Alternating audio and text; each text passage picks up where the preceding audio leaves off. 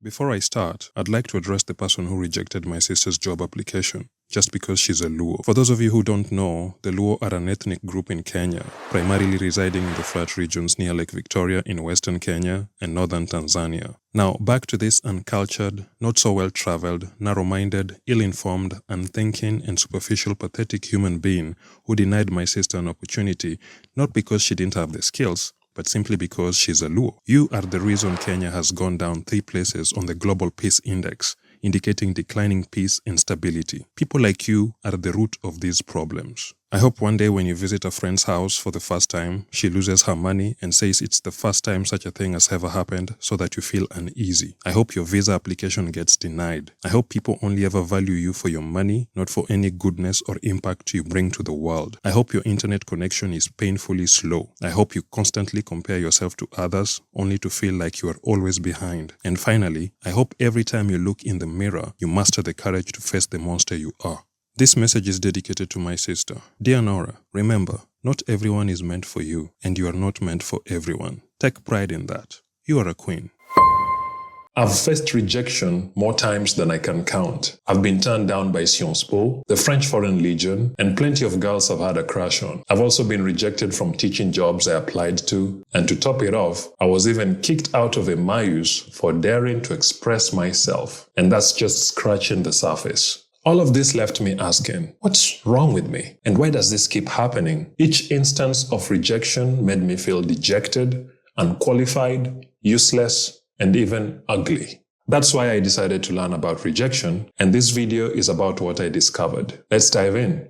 Before we go any further, I have a confession. I used to be highly sensitive to rejection, interpreting even ambiguous situations as personal slights. This heightened awareness, known as rejection sensitivity, can lead to overinterpretation, that is, perceiving neutral actions as deliberate insults, emotional distress, feeling unworthy or inadequate, behavioral changes, avoiding social situations in order to escape potential rejection. For example, someone with rejection sensitivity might interpret a delayed text as a sign of disinterest, spiraling into unnecessary anxiety.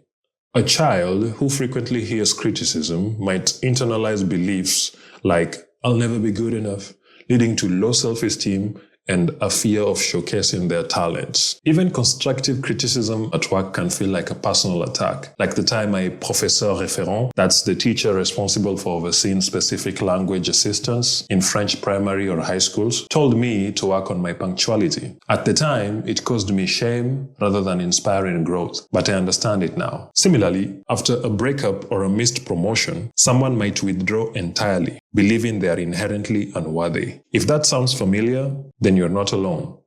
Rejection touches everyone, from playground exclusions to professional setbacks. But there's another kind of rejection that often goes unnoticed: self-rejection. For a long time, I undermined my own worth through negative self-talk and self-sabotage. When I worked as an English language assistant, I constantly compared myself to colleagues from countries where English is the first language. I'm from Kenya, and I grew up speaking Luo, one of our regional languages. And I felt like I couldn't measure up in the presence of these colleagues. I was intimidated. Self-rejection can also show up in other ways. Judging yourself harshly, that is, fixating on perceived flaws, even when they're only in your head, ignoring your feelings, suppressing emotions or numbing them with distractions like excessive work, substance use, or constant screen time, neglecting personal needs, ignoring physical and emotional cues, prioritizing others to the point of self-neglect, or struggling to set boundaries, lowering aspirations, constantly adjusting goals downward out of fear of failure. To be clear, adjusting your goals to stay adaptable is healthy, but giving up entirely because you're afraid to fail, that's self-rejection.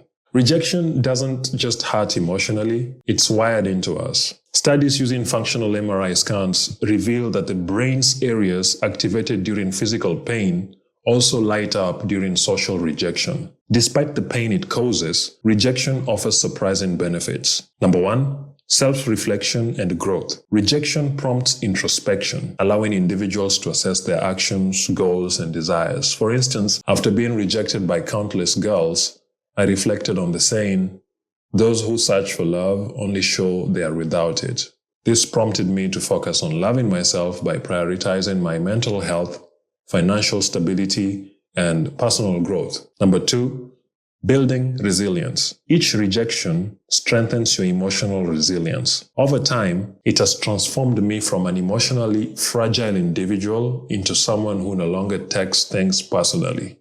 I now understand that rejection is inevitable, and the best I can do is focus on what I can learn from each experience. Number 3, redirection to better opportunities. Sometimes rejection isn't a setback, but a redirection. That missed job offer or ended relationship might lead you to something better aligned with your goals and values. Embracing rejection as a learning tool involves analyzing feedback. Constructive criticism is a goldmine for growth. I've used it to improve my speaking, refine my French, and even create better videos. Maintaining perspective. Remember, rejection is often situational, not personal. A rejected job application might just mean your skills didn't match their immediate needs. Seeking alternative paths. Rejection can spark creativity, pushing you to explore options you hadn't considered before.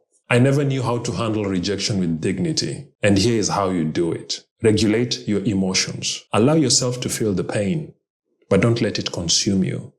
Practices like mindfulness, meditation, taking quiet time, or even learning more about your situation or engaging in sports can be helpful. Personally, I find comfort in a quote by Blaise Pascal.